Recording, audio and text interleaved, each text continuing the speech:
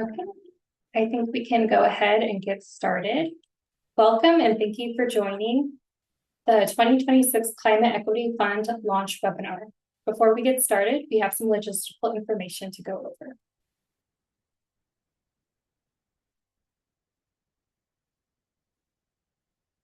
Spanish interpretation is available for the webinar today. To access the Spanish interpretation channel, please click the interpretation icon in your Zoom control bars. If you don't see that option, you may need to click the three dots where it says more to use this feature. Click Spanish and mute original audio to hear Spanish only.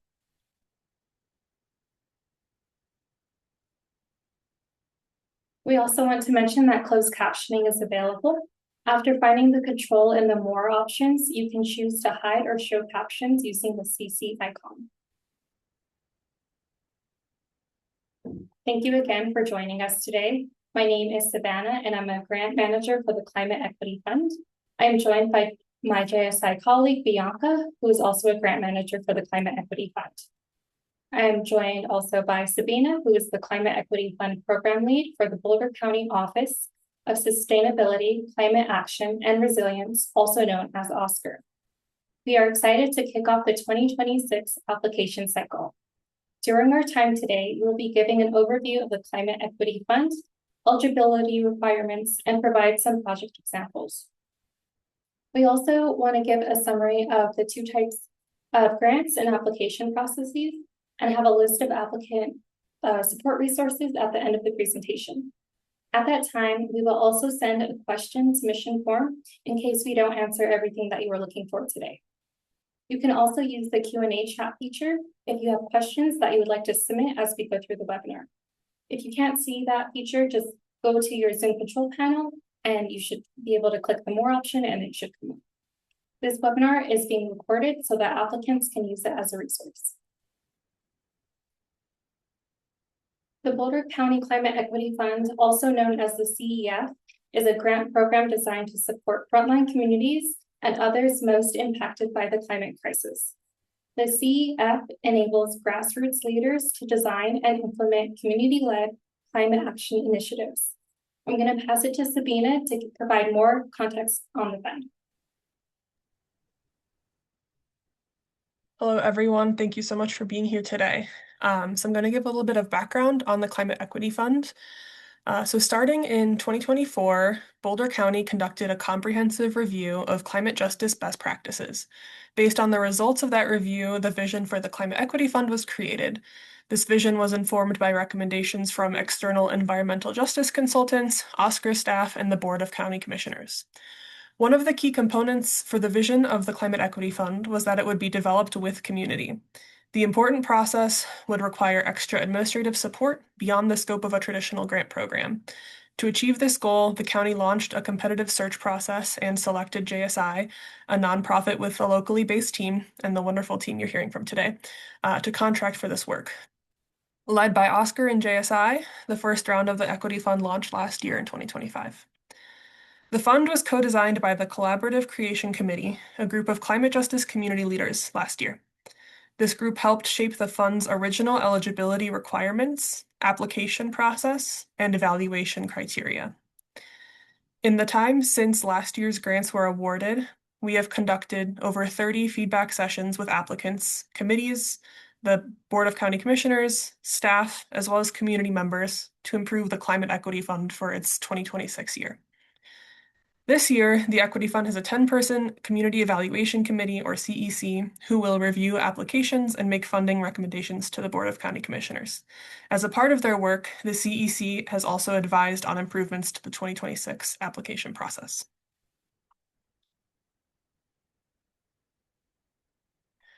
Before we dive into the details of the fund, I want to take a step back and acknowledge who the Climate Equity Fund is for. We have a long list of eligibility criteria and screening questions that we encourage you to peruse on your own time.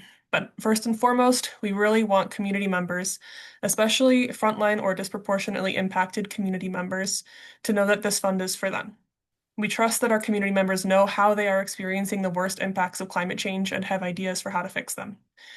We have a quote here from Commissioner Ashley Stoltzman that was included in our announcement press release a few weeks ago, which reads, We hope that folks from all areas of the county feel inspired by the fund and apply with project ideas that can help our community prepare for and respond to climate impacts. If you have a good idea that solves a problem in your community, this fund is for you. And we do truly mean that. We hope to see applications coming directly from our community members that are fixing or improving everyday challenges while also making a positive impact on climate. Hand it back to Savannah. Thank you, Sabina. During the first year of the fund in 2025, the CEF selected 15 organizations to distribute over $2 million to. Grantees meet and communicate regularly with their grant manager to discuss progress and challenges related to their project activities and deliverables. All grantees are currently on track to meet the goals that they set for themselves at the start of the year. We will hear more about some of their projects a little bit later in the presentation. This year, the CEF will award up to $2 million in grants across 2 tiers, known as the Community Roots Grants for projects between $20,000 and $100,000, and Community Reach Grants with funding available for $100,000 to $400,000. Approximately 10 to 20 Community Roots Grants and about 5 to 8 Community Reach Grants will be awarded. Projects funded by the CEF must take meaningful action on climate change, especially related to reducing greenhouse gas emissions, or projects that build community resilience to climate change. Projects also must take place in Boulder County and primarily benefit frontline communities or communities who are disproportionately impacted by higher environmental and health burdens. There must be meaningful involvement of these communities in project design, leadership, and implementation. All projects should center equity, justice, cultural or community strengths, and community support such as partnerships.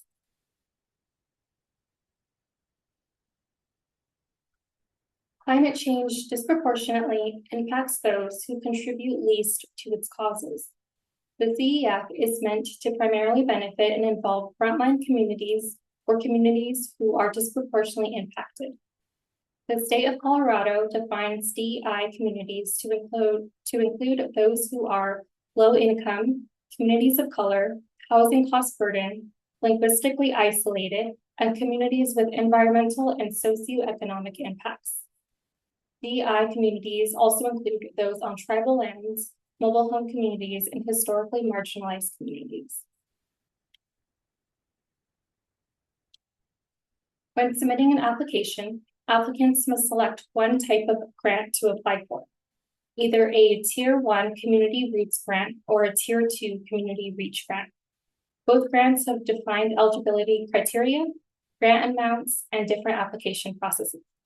We will describe each in detail later in the presentation. But first, what type of projects are eligible to apply? The CEF is looking to fund a variety of project areas. Projects related to arts and culture, as well as education and youth engagement, may be most suitable for Community Roots grants, while workforce and economic justice projects may be best suited for Reach grants. This is not a complete list of all CEF project types, but it can give you an idea of what projects you may want to propose. We will give more tier-specific examples a little later.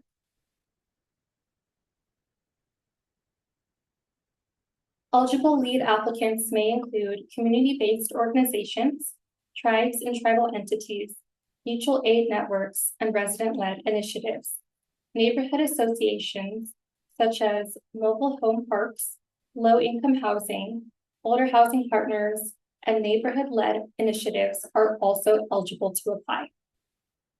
Community Roots lead applicants can be informal groups. They can also be formal organizations with 501c3 status or organizations with established fiscal sponsorship.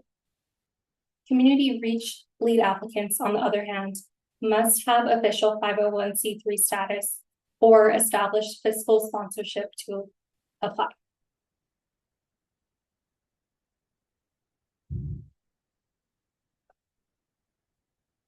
Who is not eligible to lead an application?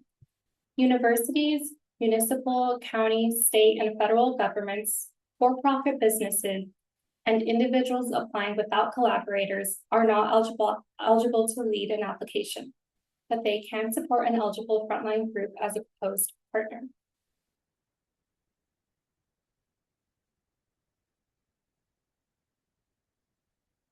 There will be 2 subcommittees responsible for evaluating and recommending finalists to the Board of County Commissioners. The subcommittees will include CEC members, JSI staff, Oscar staff, and other Boulder County subject matter experts as needed. Community reach evaluators will be screened for conflict of interest before reviewing applications. Letters of interest for the Community Roots Grant will be identified before the Roots Subcommittee participates in a popular vote-style gallery walk. I'll pass it to Bianca to go over the Community Roots application.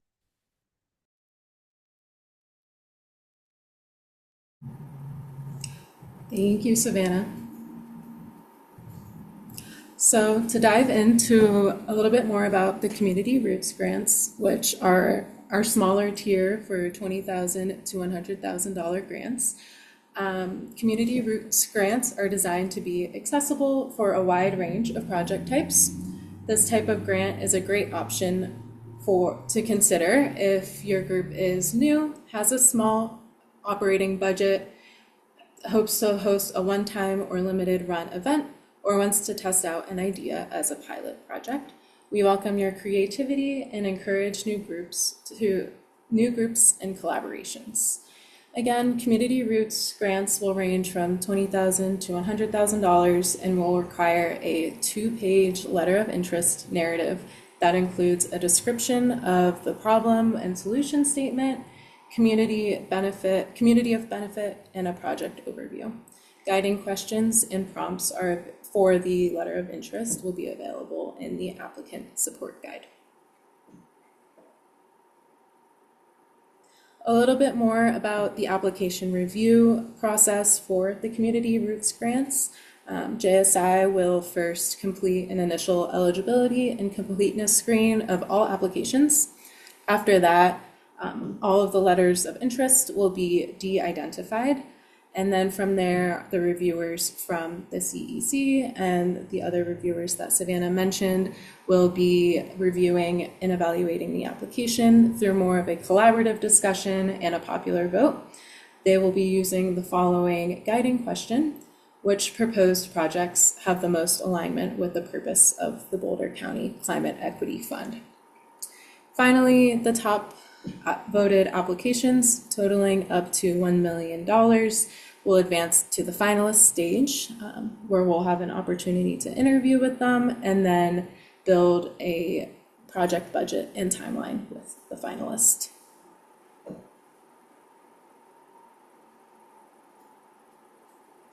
And to dig a little deeper into the project examples, we wanted to provide some primary focus areas and some just examples of the Community Roots grants. This isn't prescriptive, just wanted to provide some examples of what this could look like. So under the primary focus area of land, air, water, and food systems, projects could look like cleaning up creeks and replanting native vegetation, or creating a community-driven data collection project on air quality and the impacts of wildfire smoke exposure. Mobility, infrastructure, and built environment is another primary focus area. This could look like a group focusing on promoting safe and environmentally friendly transportation efforts, such as community bike rides, walk audits, or transit equity campaigns. This could also look like creating a neighborhood scale climate adaptation efforts, such as installing community rain gardens and shade trees.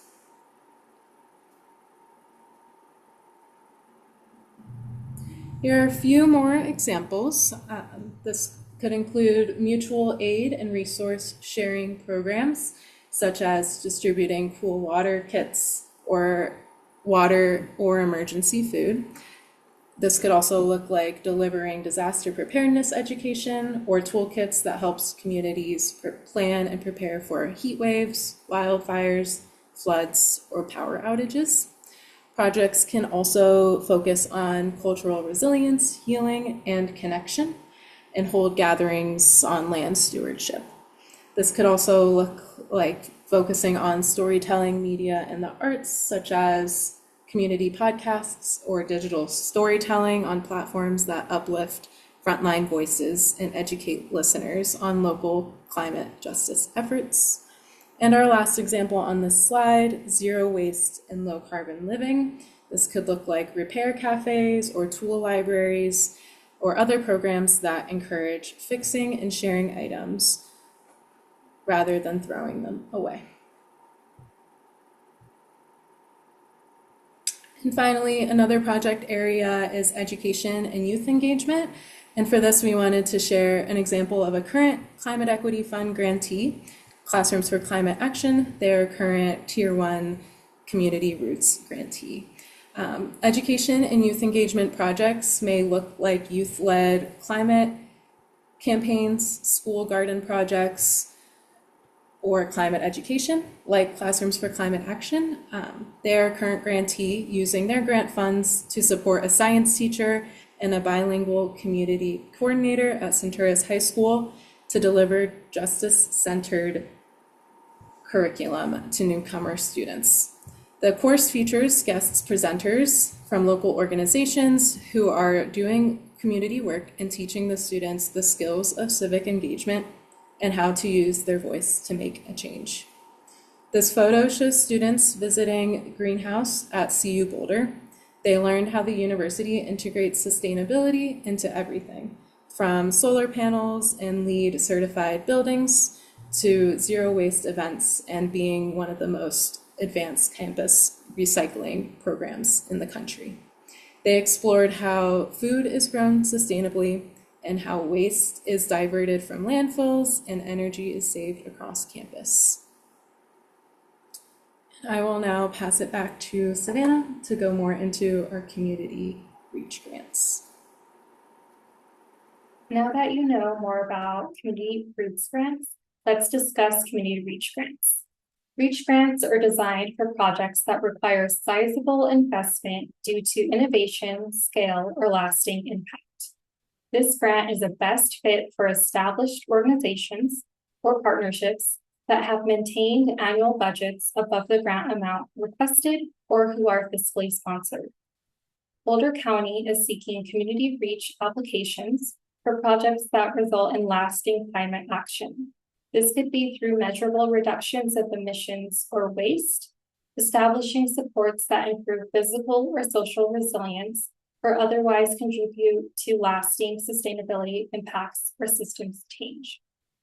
This may take the form of one large project or creating several smaller initiatives that expand an organization's or a partnership's existing work.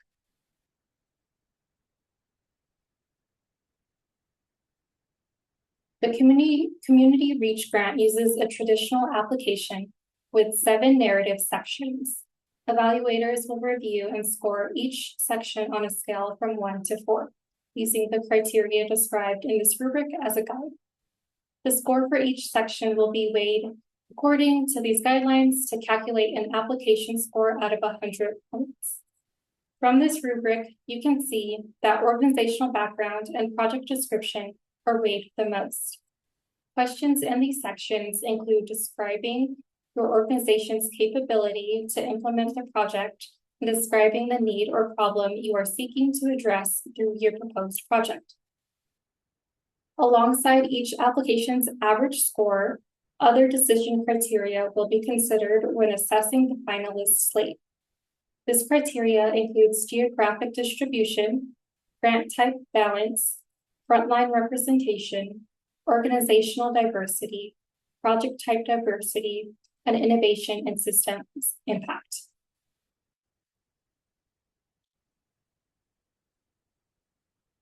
Reach grants need a few additional attachments for a complete application. If you plan to have partners, assign a letter of commitment from each partner or individual who will receive funds is needed. A budget spreadsheet is also required for REACH applicants. The budget spreadsheet should include project expenses and a narrative description that explains how funds will be used as part of the grant application. Budget guidance is available in the applicant support guide, and we'll send a link out for that.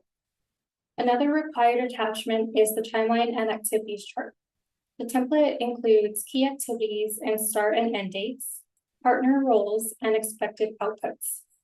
Downloadable templates for the letter of commitment, budget, and timeline activities chart are also available in the applicant support guide. If you are a nonprofit, please provide documentation that shows your organization has 501c3 status. If relevant, also include your fiscal sponsorship agreement.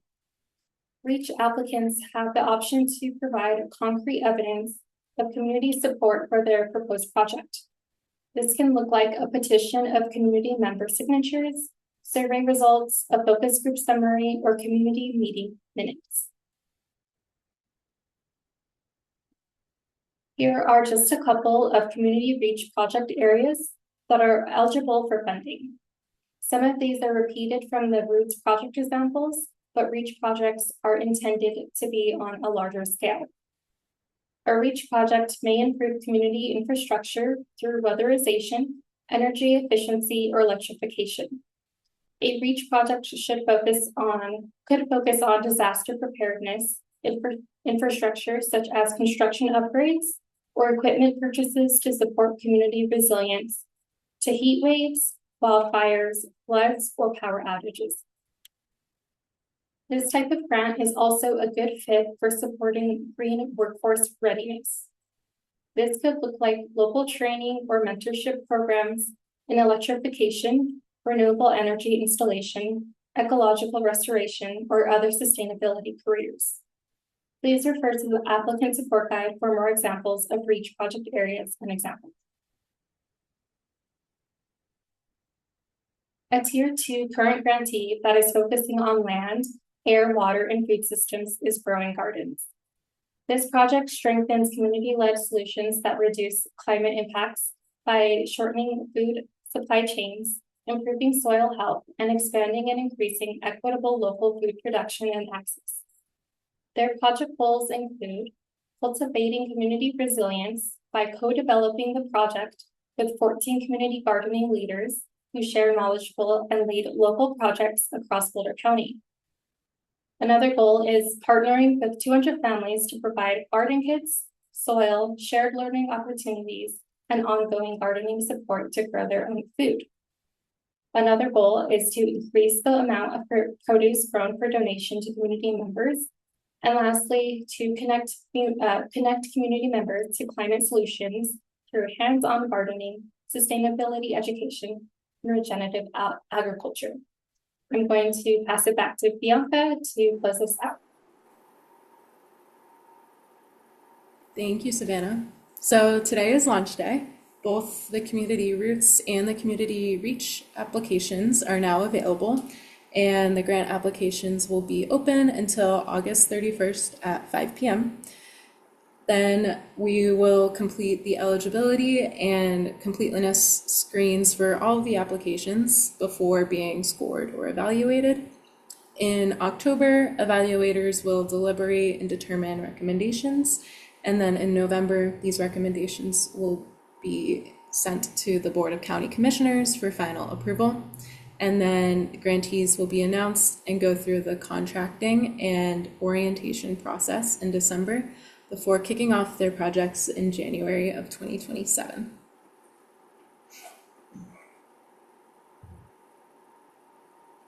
Along with the applications, we have also released a few applicant support resources on the website. So on the website, you can find an applicant support guide that outlines project requirements and eligibility, allowable use of funds, application questions and guidance, templates, frequently asked questions, and then also more project examples like we just shared.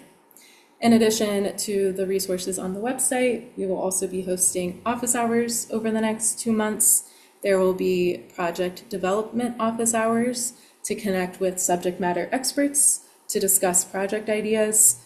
And then there will also be application and grant writing office hours to ask us questions and get support around the application process.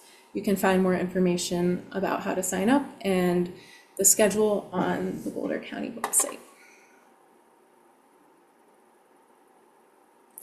And finally, we do have an open question and answer period. You can fill out this Q&A form that I think will be sent out in the chat and submit questions by July 31st. The answers to all of these questions will be posted in the applicant support guide by August 7th. And then for any specific questions related to your organization's eligibility or technical difficulties with the application portal, you can always email us at climateequityfund@jsi.org.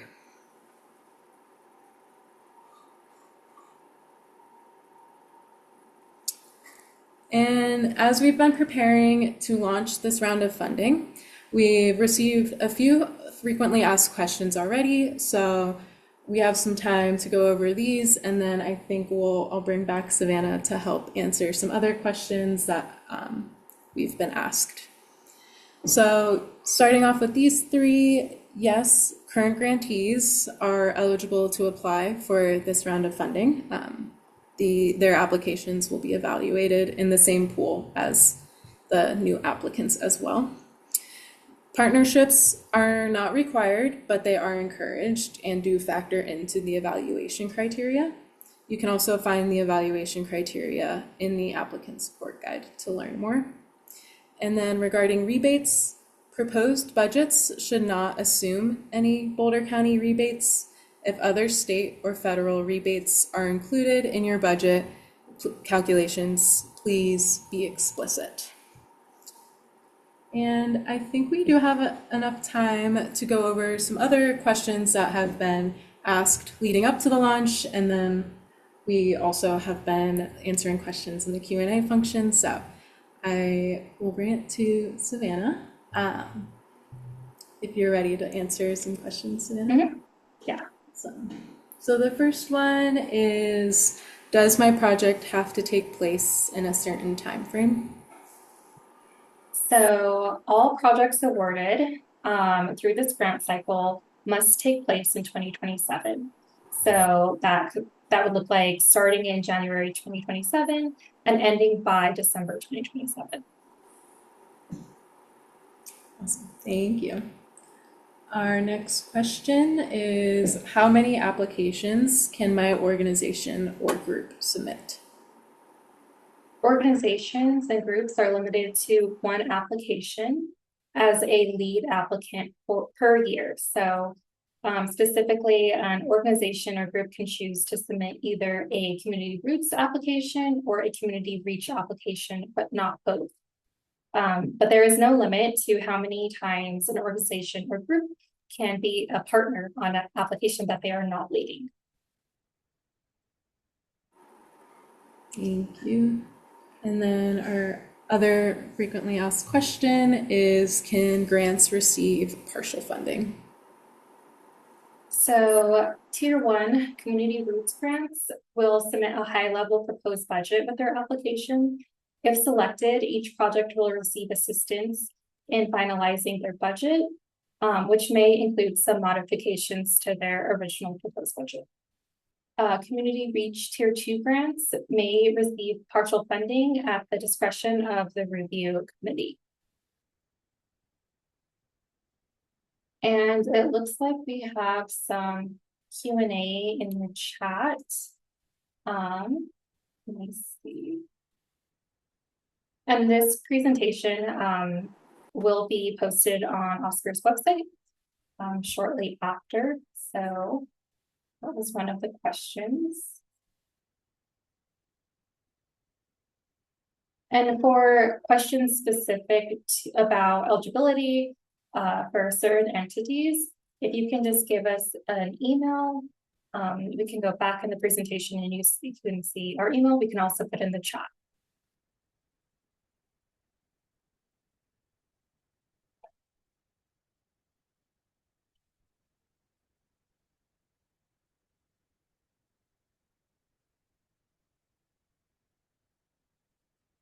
Great, and then it looks like we have a question about the timeline for decision milestones.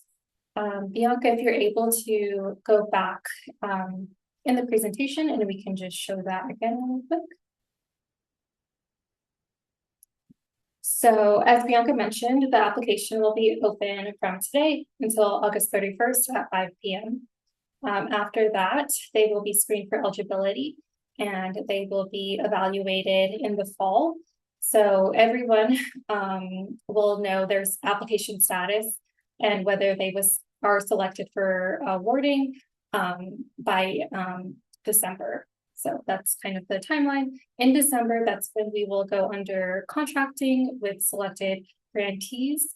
We'll have orientation and make sure that you're all ready to go before starting your project in January. Awesome. Okay. Sabina, Bianca, is there any other questions that you would like to answer while we're live? Did we cover applications in Spanish?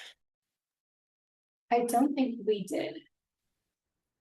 So we have the application available in Spanish, both the tiers. They are available on the website. We have the applicant support guide also available in Spanish, as well as all of the materials. So you are welcome to submit your application in Spanish.